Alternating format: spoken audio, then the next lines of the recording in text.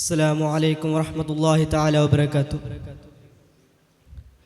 الحمد لله والصلاة والسلام على أشرف رسول الله وعلى آله وصحبه أجمعين برضا الله أما بعد.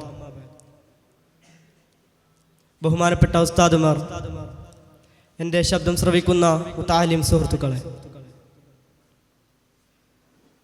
മഹാനായ മുഹമ്മദ് മുസ്തഫ സല്ലല്ലാഹു അലൈഹി വസല്ലമ തങ്ങളെ കുറിച്ച് പറയുമ്പോൾ മഹാന്മാരാകുന്ന പ്രവാചകന്മാർക്ക് അവരുടെ ദൗത്യം എന്തെന്നാൽ നന്മ വളർത്തുകയും തിന്മയെ ഇല്ലാതാക്കുകയും ചെയ്യുക എന്നുള്ളതാണ്. എന്നാൽ സ്വന്തം ജീവിതം കൊണ്ട്, സ്വന്തം പെരുമാറ്റം കൊണ്ട്, അതുപോലെ സ്വന്തം ഇടപെടലുകൾ കൊണ്ട് എതിരാളികളുടെ മനസ്സിൽ പോലും ഇടം പിടിച്ച നേതാവാണ് പൊന്നാര ഹബീബ് മുഹമ്മദ് മുസ്തഫ സല്ലല്ലാഹു അലൈഹി വസല്ലമ തങ്ങൾ എന്നുള്ളത്.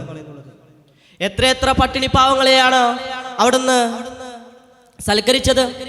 സ്വന്തം എന്തെന്ന് നോക്കാതെ അവരുടെ നന്മയ്ക്ക് വേണ്ടി മാത്രം പ്രവർത്തിച്ച്, അതുപോലെ തന്നെ അടിമകളായ എത്രയെത്ര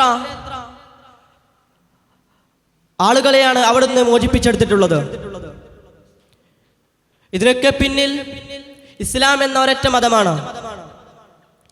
കാരണം ഇസ്ലാമിനെ വളർത്തിയെടുക്കുക, തൗഹീദിനെ വളർത്തിയെടുക്കുക എന്നതാണ് നബി സല്ലല്ലാഹു അലൈഹി വസല്ലമ തങ്ങൾ മുന്നോട്ട് വെച്ച ആശയം എന്നുള്ളത്. അവിടുന്ന് ഒരിക്കൽ ഒരു ശത്രു മുത്തുനബി സല്ലല്ലാഹു അലൈഹി വസല്ലമ തങ്ങളുടെ പല്ല് തെറിപ്പിച്ചപ്പോൾ അവിടുന്ന് സ്വഹാബത്ത് പറഞ്ഞു, ഓ തങ്ങളെ, അങ്ങേക്ക് അവർക്കെതിരെ ഒന്ന് പ്രാർത്ഥിച്ചുകൂടായിരുന്നോ എന്ന്. എന്നാൽ അവിടുന്ന് നബി സല്ലല്ലാഹു അലൈഹി വസല്ലമ തങ്ങൾ അവർക്ക് നൽകിയ മറുപടി എന്തെന്നാൽ, ഓ സ്വഹാബ, എനിക്ക് അവർ സ്വർഗത്തിൽ കയറിയാൽ എത്രമാത്രം സന്തോഷമുണ്ടാവും, അതാണ് എനിക്ക് വലുത്. അവർ മോശമാവാൻ ഞാൻ ആഗ്രഹിക്കുന്നില്ല, അതുപോലെ തന്നെ അവരെ തരം താഴ്ത്തി കാണാൻ ഞാൻ ആഗ്രഹിക്കുന്നില്ല, അവരുടെ നന്മ മാത്രമാണ് ഞാൻ ഉദ്ദേശിക്കുന്നത് എന്ന് പറഞ്ഞ മുഹമ്മദ് മുസ്തഫ സല്ലല്ലാഹു അലൈഹി വസല്ലമ തങ്ങൾ എന്തിനും നമുക്ക് വലിയ മാതൃകയാണ്.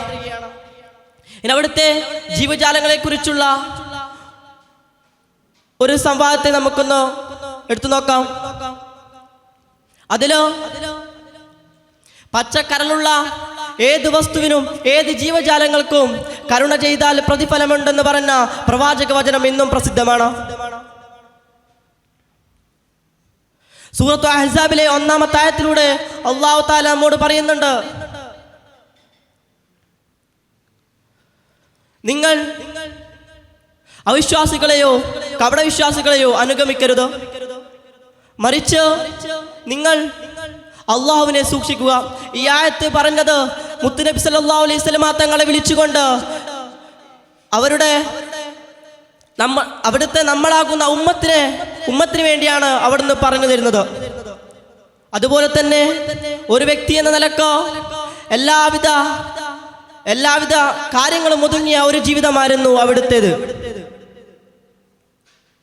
അവിടുന്ന് കറുത്തവരെന്നോ വെളുത്തവരെന്നോ ഒരു മാറ്റവുമില്ലാതെ കറുകറുത്ത ബിലാൽ ഇബ്നു റവാഹ റളിയല്ലാഹു അൻഹുവിനെയും വെളുവെളുത്ത സൽമാൻ ഫാരിസി റളിയല്ലാഹു അൻഹുവിനെയും ഒരേ സഫിലിരുത്തിയ മഹാനല്ലേ മുഹമ്മദ് മുസ്തഫ സല്ലല്ലാഹു അലൈഹി വസല്ലമ തങ്ങൾ.